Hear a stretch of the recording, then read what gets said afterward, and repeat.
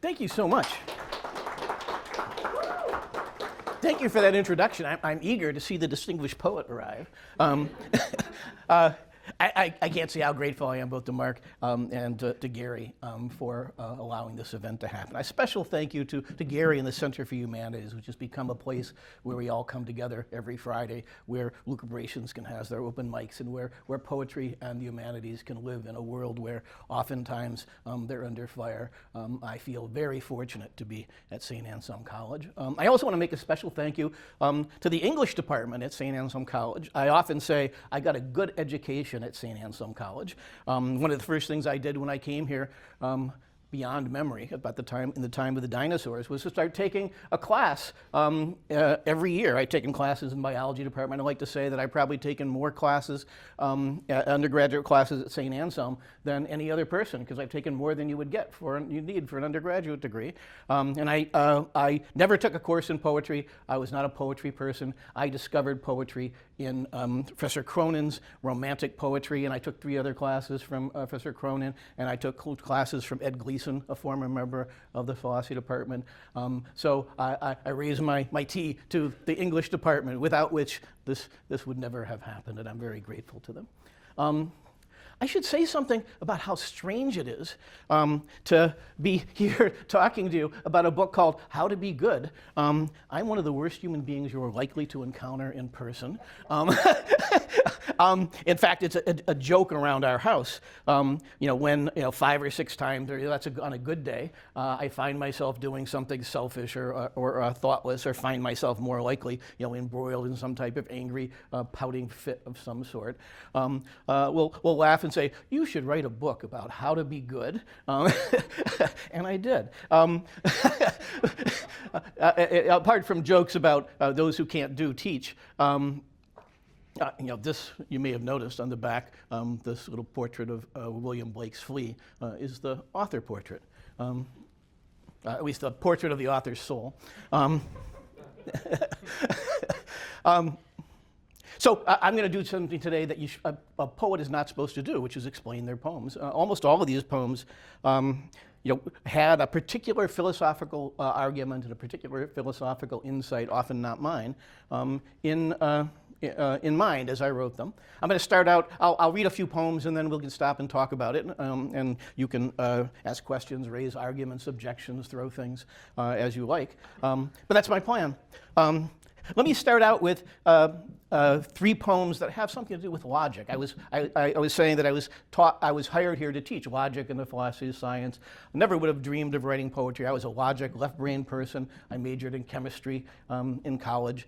And in many ways, my journey towards the understanding that I'll be talking about today has come from recognizing the limits of logic. And I'm teaching logic for the first time in many, many years, and I've been telling my class more than they want to hear about it. So this poem is called About That. And I think the poem itself explains the logic behind it. Infinite, Aristotle called them, statements that merely say that a thing is not this or not that.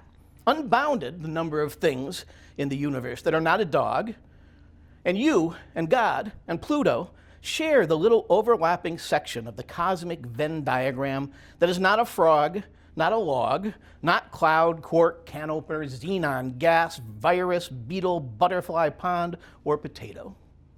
Amazing how our minds, our words can encompass so much. But like most things logical, it is a lie. Nothing encompassed, nothing picked out. Even the that we speak of is not really just that. I'm not really just human, just flesh, just anything. And all the infinite that I am not touches me, flows through me. I contain multitudes of knots. This leaf, just as what it is, leads outside itself to a universe, black hole, big bang, cosmic radiation, chlorophyll, redshift, root system, connecting to the ground, to gravity, to everything. And all of this is just to say that I don't not love you. All of those in that infinite class of not loved, not noticed, never hugged human beings. And knowing that that is true is the foundation of each and every ought.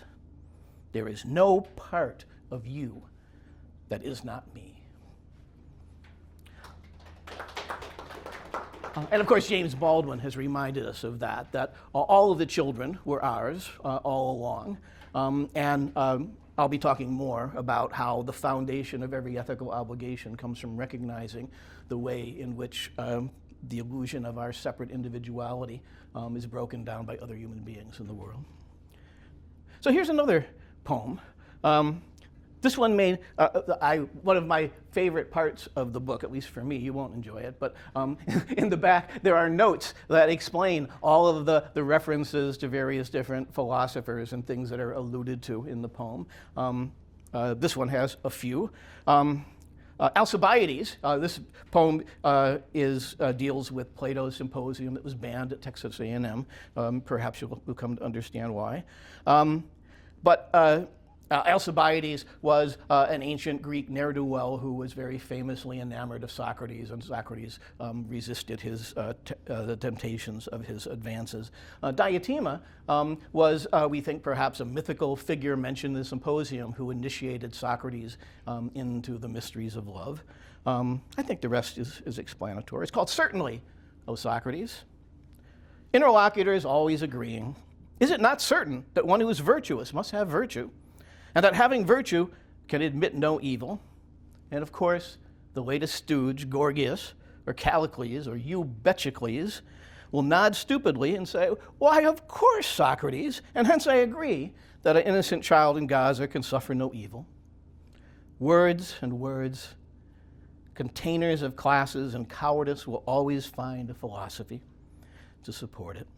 Children playing with towers of rings, one over the other, large under small, and hands that make guns over hands that feel flowers. Human minds finding reasons to be blind. Sleeping next to Alcibiades, not giving in to erections, standing barefoot in snow at watch over armies. There is in me a rational man who can stand aloof at the death of a friend. Ignore the falling of a leaf spinning magic lit by autumnal suns, but say not no, O Socrates, within me, to the chaos, the fractured dance, frenzied and free, Diotima whispering in your ear, heart on fire, fingers sucked into lips, bodies saying only yes and yes. Oh, Socrates.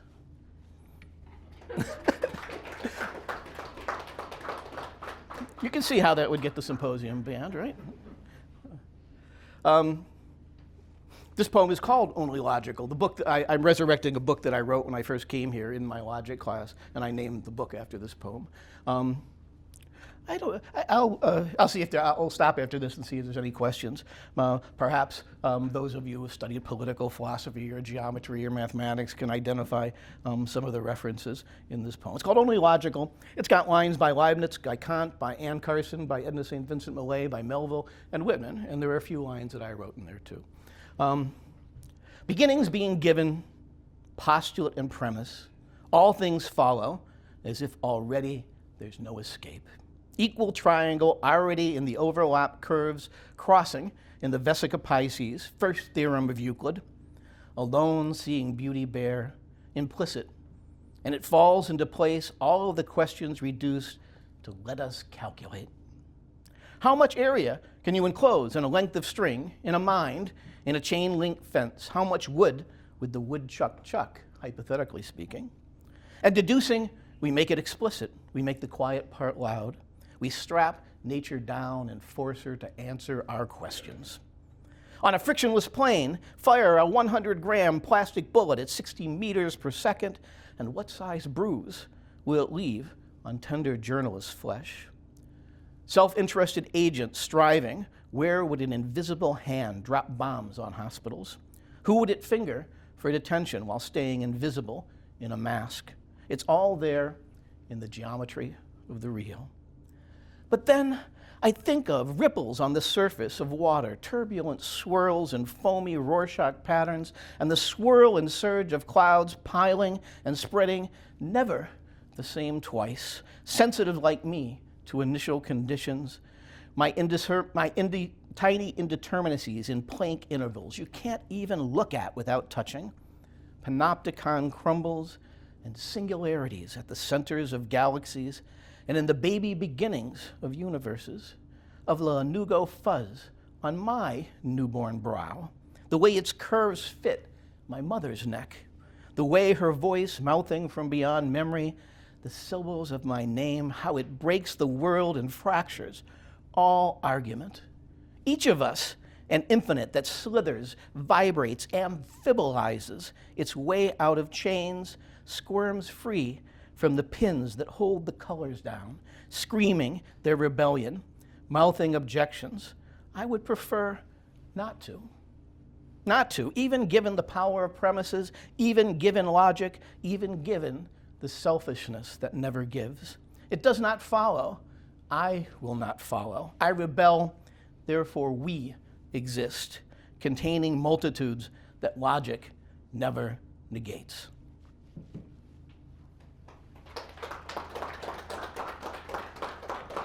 So maybe you recognize some of the allusions in there. Are there questions or comments on those?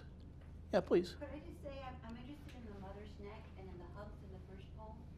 Is it fair to say that touch or love in some ways is an answer to a paralysis of analysis in your poems? Yeah, the not that said, there's no part of me that's not you, and the foundation of every art is the recognition that we are interpenetrated by the world and interpenetrated by other people. Levinas's fundamental concept was the idea of the face that ruptures our individuality. So absolutely, there's probably more touches than we're probably comfortable with, right? Imagine saying what I said to poor Socrates. Yeah. I think that's a very insightful comment, and I'm afraid you're going to be in for more of it. Yeah, please. So I'm not familiar with amphibolizes as a verb. Can you say something about that?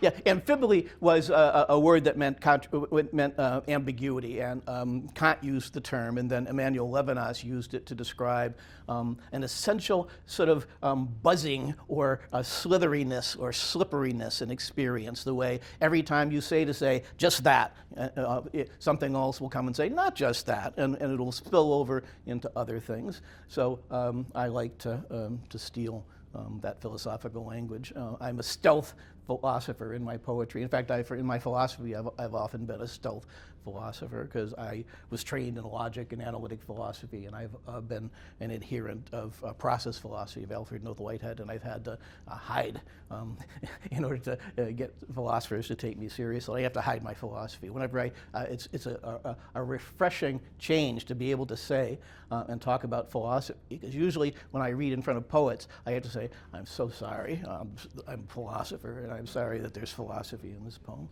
I'm going to read a couple of the poems that are really at the heart of the argument that's the basis of the book. And this one, Professor Clevin, who I read Dostoevsky with, will recognize that this is nothing more than a poetic paraphrase of Dostoevsky. It's called Indictment. I originally called this poem Impeachment, but nobody knew what impeachment meant. They thought it meant removing the president. Indictment. All are responsible for all, and I more than any other. What does any person, deserve from you? The woman behind the counter at McDonald's, for example. I don't even want to look her in the eye, let alone hear her life story or give her my pension. Or maybe it was as a child when I could have made a difference in her life. Flying to her home in Arkansas, I could have done it. And talking to her that one night when she needed a friend. But no, I wouldn't do that. I didn't. If you line up children against a wall, more than you can save, at what point would you stop trying to save them and say, I'm not responsible? There's nothing more I can do. Where would you turn away? Which child's face no longer matters? I would never get there. I walked away before it started. One of those people who hates the sound of babies crying. I told you, I'm a bad man. And this is, this is probably true. Those of you who've had me for ethics class, you've heard me give this argument when we study Dostoevsky's argument. Let me read another one, and I shudder to read this at an event sponsored by the Center for Ethics. I don't mean to disrespect. Obviously, I wrote a book called How to Be Good. I've devoted my life towards pursuing the meaning of goodness and how it can be employed. And even though I say I recognize it's impossible for me to be good, in many ways the book is about how to continue loving the good even when you know that you can't reach that ideal. So the opening line of this poem is, ethics is a scam. And by that I mean philosophical ethics. And to some degree I teach ethics, and they pay me to do it. But in some ways, I do believe, I'll talk more about it after I read the poem. Always a mistake to explain a poem before you read it. Ethics is a scam, a whitewash that aims at apportioning the shifting of blame when really I am responsible for everything, for that phone falling, for the worms wriggling in the warm soil of the flower garden. I could hold them in my hands if only I had dug in the dirt. Villagers in Xinjiang, driven from their land, the sad loneliness of my neighbor and the power a kind word can have. Police in Iowa looking twice at a car that doesn't belong, and the fear that follows them along the dusty, broken white lines. So much. The deep blue sky and the numberless stars, even hidden by clouds, that I could have caressed in my mind. So much it would drown you, so much that it floods and washes away all the ordinary evils, all I do to hide from it, so much that I could never make up for it. But then I think of what it means to have a heart, an infinite will, capable of holding all those oughts. What it means to be connected to so many things, gnawing the tiny lines that tie me to this world.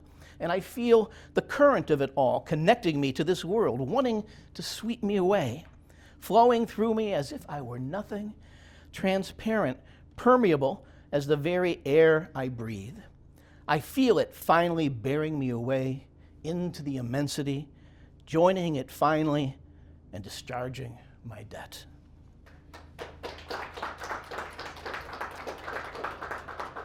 I guess I just should explain a little bit. A scam is when somebody through fraud gets other people to bear the cost of an investment while reaping the benefits themselves. Traditional ethical theories tell you what not to do, and often I call this the righteous fallacy, which deduces from the fact that you ought to do something, the fact that therefore you're justified in blaming that person and punishing them and screaming at them and hating them. So sometimes ethics is used as an excuse to hate with a clear conscience. And I think recognizing the fact that I'm the worst person in the world saves me from making that mistake, although I still make it quite often. And the recognition that there are so many oughts. This poem was written partially to, in Levinas's theory, we wonder whether the infinite obligations that the face of the other imposes on us is a crushing weight, and whether it just makes us give up hope. I like to say that even though we have a limited ability to change things in the world, even a limited ability to think about all the things that are going on in the world, we've been graced with an infinite will. I remember there's a quote from a movie whose name I can't recall right now. They said, God must hate us to have given us all this suffering. And the man in the movie says, but he gave us such courageous hearts to be able to go on living and go on loving the good despite those things. I'm going to read a couple. You may have thought those were philosophical poems. I'm going to read a couple more philosophical poems that deal with the way in which they're corollaries of the Not That poem, in that they try to talk about how the very fact that we are not the whole world, that we are creatures, and that we were born into a world that already existed and we will die and the world will go on without us, is in many ways the foundation of our obligation. It's called birth. We are born, and the world is already there, and a language, stars in space, cities, slavery, and all the world's suffering, mothers and fathers having sex and then fighting. And your head crests, and a woman pushes, and it's already there as we drop into it. And we will never have it all in us, and we will never be quite alone. And there will be your face, opening it all up for me, like being born again. And all the tears and the slaps setting me breathing, and I feel it everywhere, head and feet and ass alive in you. And even though you will die, I will, you will, all of us. I owe you all of it, even these hands, lips tonguing the words, typing fingers, yours, all of them. And I will never have enough, be enough, even having been born to give you enough. Always never enough, and I drop right out, and the world catches me. You catch me. And I'm crying and breathing, having made it here with you, never, never having been born again. That poem plays on the claim by Sophocles that the luckiest man is the man who's never been born. And then there's a joke that Freud mentions, and which of us have been so lucky? Not 1 in 10,000. All of us have been born. I remember there was a person who came here, a philosopher came here and said, he gave good advice, which I remembered very clearly. And he said, whenever you write a paper in philosophy, you should always announce what your big original idea is. And should I ever have a big original idea, I will put that advice into use. But this is the only sort of semi-original philosophical idea in the book. It's called I Learn to Love My Death. Dying is done by the living, and all the living is done by those who will die. As Lucretius says, where death is, I am not. Where I am, death is not. And there is the world without me after death, me extracted, perfectly impenetrable little nugget with no way in. Attempts to imagine it bounce right off. There is no place from where I can look in there. When you think of it, just like another human being, another person, a little hole in the world where I am not. And when I think of the rest of the world now, there I am, right in the middle of it, no world without me, except for these little spheres of other. I can't bring inside me where I am not. And that is love, letting this other be, allowing it that space before and after me. And I can love that empty glob of being without me. That death, that empty, always mating, just like I love a person as they are, just as they are, just as love is always answered. Substitution, allowing me to be as I allow that other to be as it is. I feel it cradling me, not alone anymore in this lonely solipsism that is being alive. And so I will love my death and feel the universe loving me, always in it, in my before and in my after, so like a mother always giving birth, even in dying.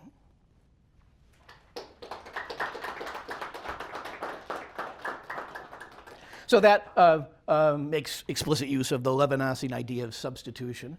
And you know, I thought that I had sort of an original idea in seeing that it applied to the moment after death. But of course, you know, Dostoevsky had seen that insofar as you advance in active love, you become certain of your immortality. And of course, Tolstoy had already seen how that transformation happens to us in the moment before we die. So not an original idea, really, at all. All of the great thinkers have beat me to it. That's the philosophical heart of the book. Questions, objections, arguments, insults? Yeah, please. I'm very big on the idea of you declaring yourself as the worst guy on planet Earth, but I do have a question about it. This idea of, you know, saying that and then also talking about, you know, your comfort with death and how we're all just going to the end of things. You know how I feel about we're all just people on a spinning rock and Earth. Yeah. Do you find that to be permissive of the actions that we're doing while we're living? I'm a bad person. I give myself license to do. I can't. I give my license to do. I have to be angry and to do bad and permissive things all the time. Let me in on. Have any of you read The Fall with me? I forget. Anybody have me last semester? Well, in the fall, there's a guy called the Judge Penitent who goes around confessing how he's the worst person in the world, when really what he wants to do is, so he wants everybody at the end, by the time he's done, he wants to say, oh, and tell me how you too are also impatient and unkind. So I'm not really modest. I'm not really. And that's, anybody that knows me knows that I do. But I feel bad about it. And I continue to love the good. And people who know me, sometimes alumni, I've been here a long time, when alumni come to see me and say they knew me back in 1980 or 1990, first thing I'll say to them, oh my God, I'm so sorry. I'm a much better human being now. As poor an example I am, I'll be better if you catch me in a week or so. I don't know. I don't know if that helps. Yeah, you can't help, can you? Despite the fact that there are, that's the point of saying that this weight isn't crushing. I feel how wonderful it is to be connected to so many people and so many things, and to recognize, even though I have a finite body, I have an infinite heart, an infinite ability to love. You can't help celebrating that by feeling joy when you can feel it. Joy isn't, I forget Mary Oliver's quote, right? Joy isn't meant to, I can't remember it, but joy is a gift, right? You should welcome it when it comes along. You should welcome it even though I don't deserve it. Every day I get up and say, the sun rises on both the just and the unjust alike, and I'm so glad it doesn't ask whether you're a good person to enjoy that thing, because I grab the pleasure when I can, even though I don't deserve it. It's a good question, though. It's one you can tell I struggle with a little. Yeah, please. And it seems like that death is like an other that you learn to love, like you learn to love a person. And then you say something about lonely solipsism. And I wonder if you could talk about that. Well, both death, I think, and so it's a fundamental fact of human life that we are trapped within our own consciousness, and we can't imagine the world outside of us. We can't imagine the inside of another human being, but the inside of Levinas, and that he got from Dostoevsky and of Simone Weil, is that, this is Plato, right? If you were stuck in the cave the whole time, your whole life, you would never remember, you would never feel it was something wrong with the world. You would never feel the lack of your soulmate if you hadn't once had contact with him and were dully remembering that union. So it's that insight to recognize that even though I'm trapped in this lonely solipsism, I feel the untruth of it. I feel the connection, and it's a terribly upsetting thing to be ruptured and see the face of another, to really confront your death. But in some ways, it's the only way out of our lonely solipsism. Yeah, thank you. Kyle.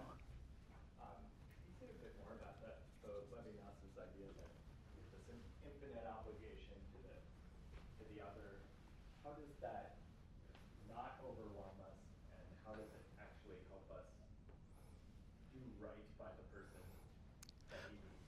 Well, it helps us do right because it calls us to love them. It calls them to give even the bread out of our mouth. And sometimes it will feel as if it's an infinite obligation. The insight, the best insight that I think that I've understood on this is a story that Dostoevsky tells of the onion. That the trick is to accept that infinite obligation, and it's infinite because there's no way I can reduce you and the hole in the universe that is behind your face, and there's no way I can reduce it to my needs and my pleasures and my selfish wants. And it's a good thing that it's not. It pulls me out of myself and reminds me of those other things.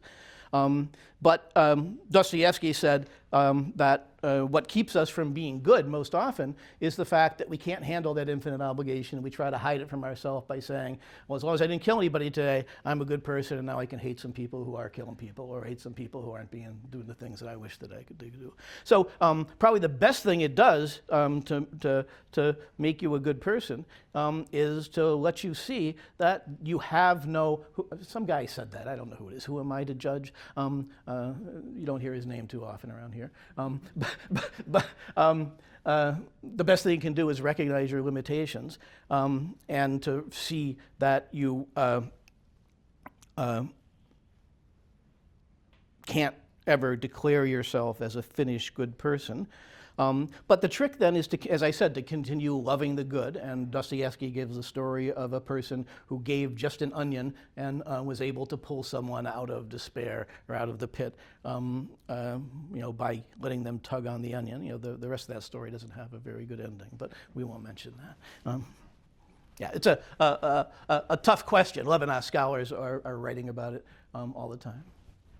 It sounds like you believe that death is like an integral part of human nature through your poems. So do you think that like those who attempt to reject death or avoid realization of its existence are rejecting part of their human nature? Absolutely, yeah. Death is part of human nature, and it sucks. And who are the bad guys in every movie? They're trying to overcome death, and they're trying to figure out some way of avoiding it. We were just talking about that in our discussion with Professor New about the Black Arts movement. Yeah, absolutely. Please. So do you view death more as like an ending, or more as like for you is death something where that is the end of our human experience, or is it like I'm Catholic, so for me death is more of a transitional period into something else? So what view do you hold more? I was trying to figure that out from some of your poems. Well, it would be nice, wouldn't it?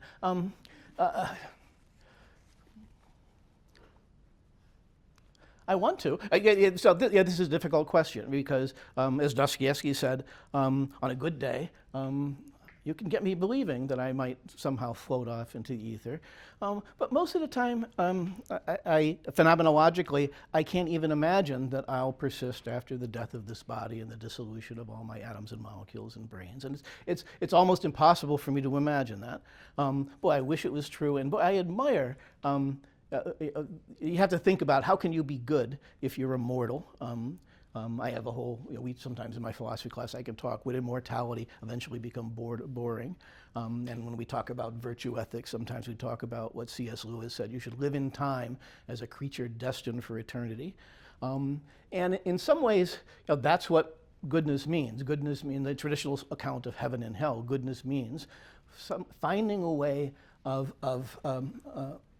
acclimating yourself to your obligations and to the other in a way that won't destroy your soul, that will tear you into pieces and make your life a living hell if you were to persist for eternity. I admire and I love, one of the reasons I love teaching here is I admire and I love people who are able to have that faith. I wish I'm not good enough. If I were to perfect myself in my practice of active love, I would have perfect faith in the immortality of the soul. Dostoevsky says, this is tried, this is true, this is certain. I haven't pulled it off yet, though. You mentioned that C.S. Lewis quote. Do you have, it just reminded me of G.K. Chesterton's The Ethics of Elfland. Have you read that? I haven't. I should, though. I would enjoy it. Do you want to tell us about it? It's a bit absurd.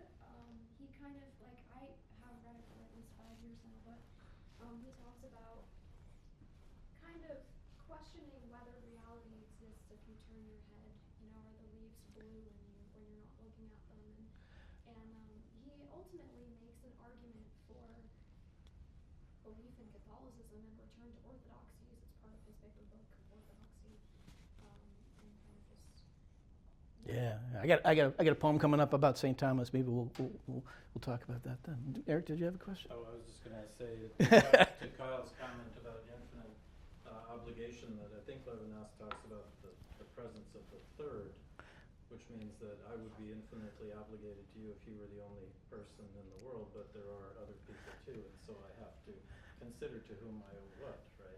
Yeah, I haven't written poems about that. I wrote an article. I don't like Levinas on the third. I think that it's a way of dodging the fact that I have an infinite obligation to everyone and I can't do it, and that the function of justice should not be a negotiation between different agents negotiating their infinite obligations away, but should be putting us in situations like this, a face-to-face, where we can respond to people with love to the best degree possible. But that's I'm like the only Levinasian on the planet who disagrees with him there. So I'm going to change pace a little bit. One of the things and then I'll come back. We can talk some more. One One of the things I really love about being a poet and reading poetry is I get to swear in public. And there are lots of anybody who's come to a Lucubrations open mic sees that I do it fairly often. And there's some poems in this collection that talk about why it's important to talk about explicitly those things. And nowadays, it's no big deal anymore. I walk up and down and I hear the students talking and they're dropping the F-bombs like nothing happened. And this is, in fact, an example of someone who does that in public. And that's just a long introduction to say the title of this poem is Motherfuckers. And it's a poem about love, I promise you. It's a poem about love.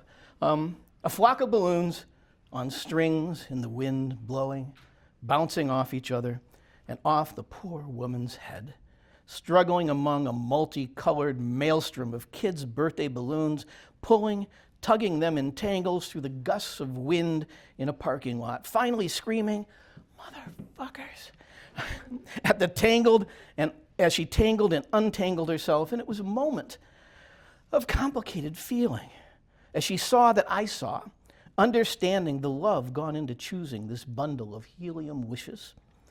For a child, the aspiration and frustration, embarrassment and anger at the frustration, sadness at the anger, the feeling of failure, it was all there in her face. All the difficulties of loving in this windswept world where kindness is lighter than air. And I've been there, failing at the holding on. And I say it to myself as well in my head. I say, darling, you don't need to try so hard. You can fail at being your best. You can even let go. Let them float off into skies, getting smaller, rising smaller, and rising and vanishing. Gravity pulls us down. Let it rest, your heart. Just a moment is enough, even the love that gets away above till we can't see it anymore. Even it finds that place beyond all skies where we were no longer alone. That may be an answer to your question. Sometimes you just let go of those balloons. I'm going to read a couple other poems. There's almost no actual useful instruction in this book about how to be good. But the next two poems, you shouldn't take advice from a person like me anyway. But there are some advice in these next two poems, which they worked for me. How to be good. Sour fruit am I, often angry, seldom kind. And what sours my milk, puckers my anus, piss soaks my Cheerios. I have a mushy, soft center, milk toast of human kindness, poking, prodding, weeping over each of my failures, whispering from the disappointed child I am my insufficiencies. But when I fake a smile, force my weary self to carry, clean up after, serve an unnoticing other, I am untightened, breathing finally relaxed and loose, the self-constricted bonds of self and lit with light that feeds upon itself. For a moment only till it fades, I feel that I am good.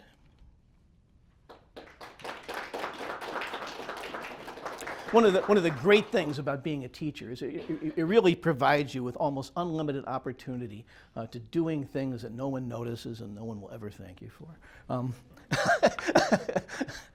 This next poem is called Anger. They say that anger is a reason to keep going, and I must admit it to be an inexhaustible supply of energy. But who wants to live with all that heat with no light, enclosed in a fog, cut off from seeing the there that really is? I open the cupboard, and out drops the glass jar of solvus, shattering in shards with glops and streaks of tomato and onion. It looks like my anger, red splatters, sharp splinters, tasty and dangerous to the touch. It covers everything as I look for someone to blame. Who put that there? Why is this place so crowded? Always looking away from the truth, and only on my knees, cleaning, do I see it, the truth. I did it. It's my mess to clean, and only underneath the mess, through my efforts, will there be clean floors again. Love sees the truth of things, is content with what a thing really is, will let it be, asking only wonder at its existence. On my knees, I am content to clean my own messes, licking my fingers and feeling only then the burden of living lifted. Thank you. I'm going to share with you the person from whom I learned that lesson. It's called Foldy Waving Blue Tube Man. You know, the thing goes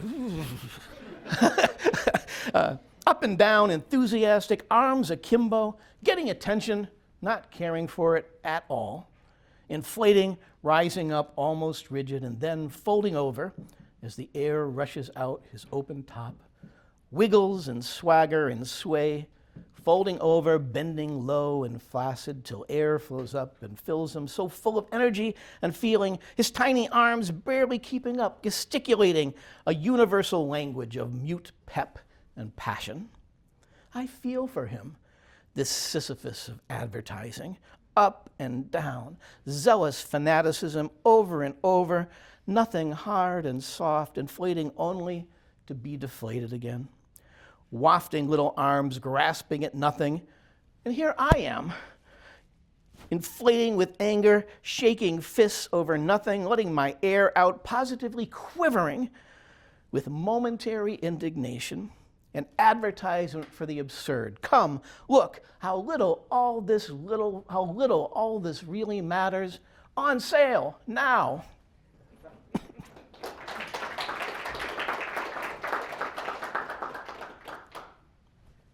Let's see, how are we doing for time? Shall we talk about God? I want to read St. Thomas because it would be a sin if I didn't read St. Thomas Loves Me. But I'll read a few poems about God. This is called, one of my persistent obsessions has been with the book of Job. And I've read versions of it like J.B. by Archibald MacLeish in many of my classes. This is called Q&A. Restless, always asking, search the heavens, the snow, the ceaseless churn of waves on sand, the itch, the anguish, insomnia stares. In 3 a.m. darkness, always waiting, but praise the silence, the answering still, through which light passes, to which everything listens. The dried leaf blowing along blacktop, the sprinkler jets arching back to this earth, the clouds billowing, air condensing, rain falls, steam rising from warmer sidewalks to fall again and again, always obedience, hearing that dog whistle call silent to my ears. Oh, to see you and fill my mouth with arguments, your silence is the most loving of all answers. One of my favorite quotes, this may help answer your question. Simone Weil had said, if you continue to love God while believing that he doesn't exist, God will manifest himself to you. I don't know if it's true, but I like saying it. And one of the hardest things in my life, I hate to share downer things, but the poem before this in the book, I won't read it, is a story of my daughter in Children's Hospital. Like many of us, I got angry with God, and here's my poem about it. I cannot stay angry with you, though I have said that when I met you, I would fill my mouth with arguments. There was a voice in the whirlwind, dancing in the wavering of treetops, the spin of dust devils, the spattering of wind-blown rain across the liquid surface of a lake. And your face is the dance of light reflected in a pooling waterfall. The plunge downward, crystallized ice, the snowflakes fall from darkness, moistening of bodies entering and leaving. And what could I have said? That your face in the drunken and despairing, in the sobbed hopelessness of serotonin-starved brains was hard to look at? That the courses you offered, so full of suffering, were in such small servings? Accepting you, everyone here will die, so I will be kind, even to the undeserving. I don't know if you know that old joke. The food in that restaurant was terrible, and the servings were so small. Here's a better, you may like this poem better about God, and it involves some of the same images. I was just feeding the chickens, collecting the eggs, and God spoke to me. Squawk. And God, looking just like a chicken, said, "Why have you wasted your life?" And I fed God some dried mealworms, and I said, "Now, only now when I have so little left to waste, you're asking me this?" And God clucked and squawked and flapped their wings, stirring up the dusk.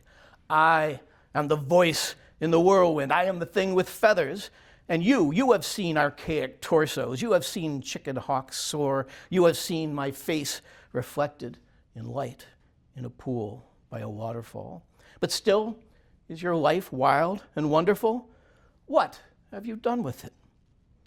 I scattered the last of the seed, and my hands empty gathered them up, the eggs from beneath God, and they suffered my hand to stroke them, to slip beneath, feeling for eggs. And it was brown and speckled, oblong, spheroid, and perfect, still warm, and I took it, and God clucked, seeing that I held no answers. And I'm wasting it still, this life. And every day I scatter the seeds to God, collect the eggs, and wonder at what it is I waste.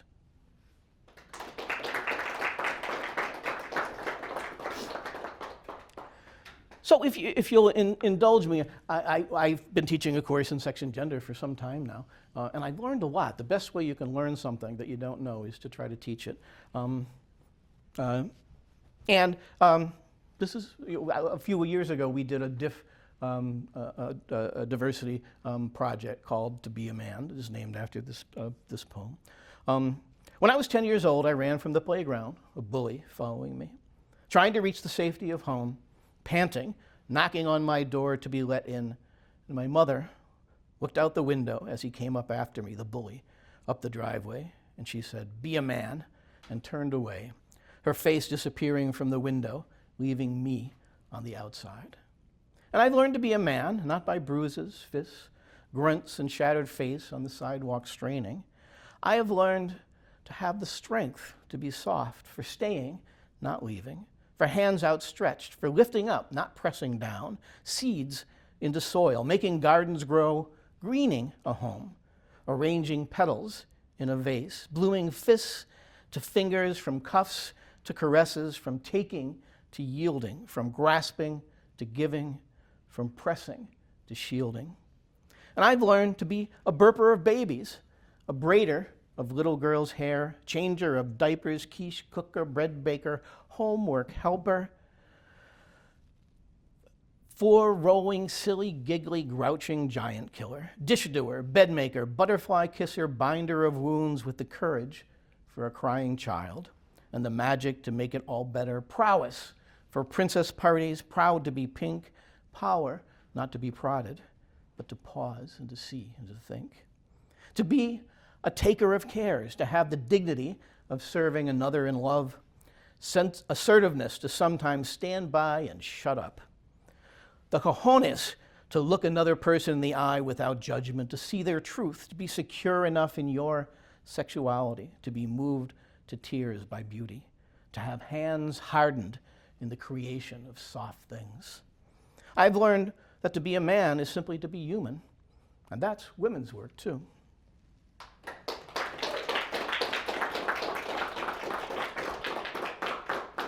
So if you indulge me, I said I have to read this next poem.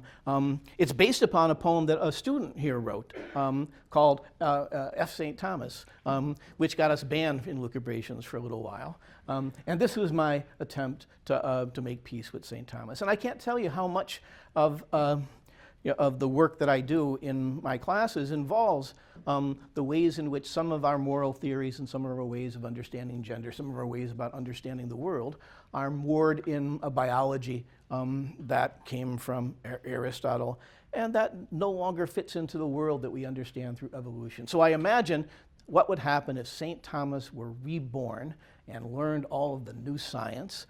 And I'll just read it. I like to imagine St. Thomas Aquinas was reborn in the Bronx, a different type of Dominican this time, weak and awkward, chubby, ashamed that his skin was a shade darker than his sister's, hair close-cropped to hide the nappy curls that grow inside him. Gentle, silent, soft like the honey and butter on the mango his mother made for him each night. Bue mudo, his mother sings at him as he sits silently at Sunday dinner. Dumb ox, lost in thought.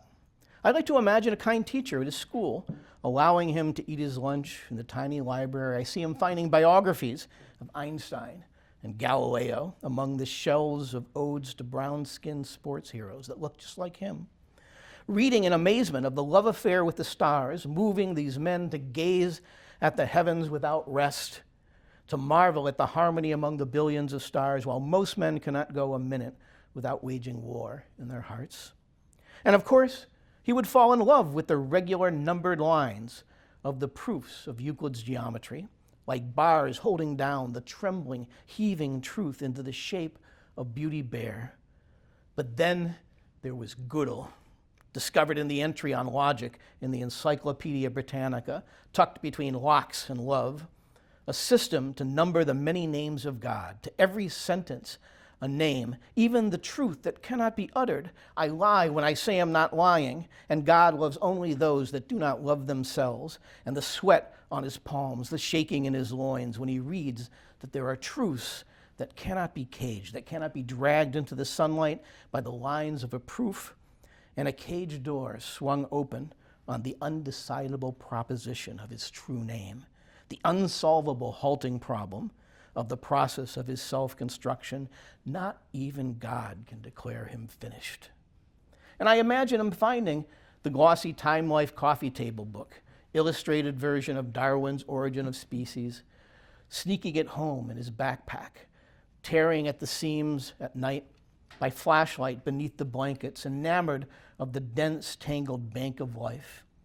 His glory so large, breaking out into forms so varied, so immense, so frightening, the variation pressing into every crack and crevice, so that nothing could contain the glory, life and force in all its forms, so rich, so full, so overflowed and overflowing, fish and beetles, birds and dancing millipedes along the crumbled litter of the Amazonian jungle floor, bursting forth like stars into the face of God.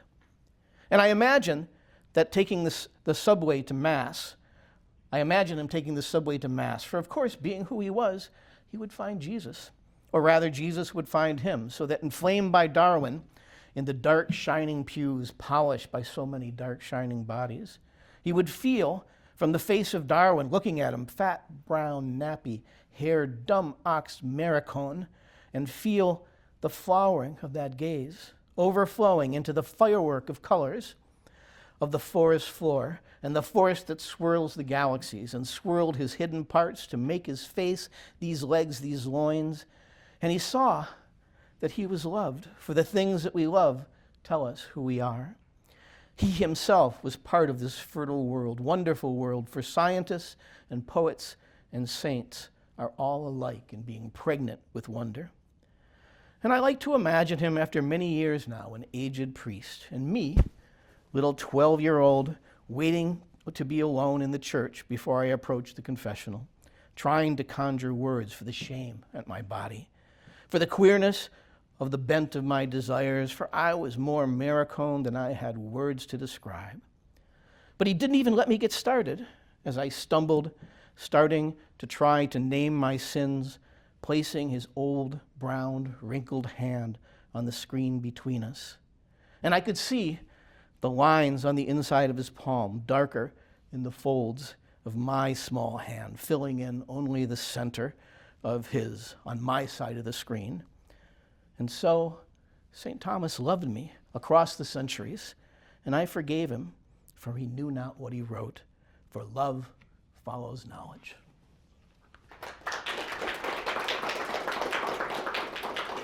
There's a lot of stuff, and you'd have to read the notes for that one, but it's filled, it's got like 7 or 8 different actual quotes from St. Thomas. Do we have time for 2 more? I think we can extend a little bit. I don't think there's anyone coming in after. All right, thank you. I'll try to be quick. This one relates to life after death. This is a story about the holy gates, the heavenly ones, and what would happen when I got there. We are sorry to announce that we have begun requiring two-factor authentication for access. We have sent a code to your first hotmail.com email address, and the 6-digit code is equal to the number of sunsets you ignored, the number of children playing you never paused to watch, and the smiles you never cracked for people in checkout lines. We're sorry, that's incorrect. We've texted a 5-digit code to the number of your first Nokia flip phone, the code equal to the number of people whose eyes you failed to meet as you walked by, dollars not given to those that asked, and kisses smooched without feeling. We've locked your account. Choose one of these personal safeguard questions to answer. What was the middle name of the person you first thought about as you masturbated? What was the phone number of the person that you were most cruel to in 7th grade? How many meals did you fail to thank your mother for? That is incorrect. Please prove that you're human by clicking on all the memories of the moments where you were not fully conscious of the miracles going on all around you. Continue to click on new memories as they appear. You'll never exhaust them all. If you continue to click irrationally, hoping to finish making up for your life, that will verify that you are human and that you deserve nothing ever resembling a heaven at all.